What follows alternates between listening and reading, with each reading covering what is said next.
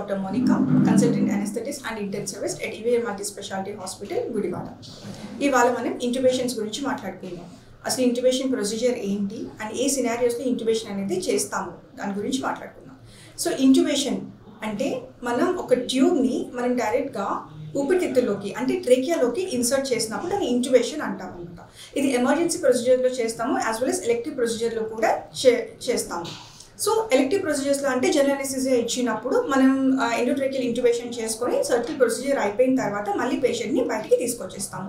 వేరాస్ emergency procedures అంటే when patient డిస్ట్రెస్లో ఉన్నప్పుడు like respiratory distress తనంతట తాను ఊపిరి తీసుకోలేనప్పుడు కానీ లేదా ఎక్కువగా ఊపిరి తీసుకోవాల్సిన వచ్చినప్పుడు కానీ మనం ఇంట్యుబేషన్ చేయాల్సి వస్తుంది. అలా కాకుండా తను కంప్లీట్ అసలు అన్కాన్షియస్ అయిపోయినప్పుడు లేదా హెడ్ ఇంజురీస్ ఏమైనా జరిగినప్పుడు పేషెంట్ కంప్లీట్గా అన్కాన్షియస్ అయినప్పుడు కూడా మనం ఇంట్యుబేషన్ చేయాల్సిన పరిస్థితి రావచ్చు.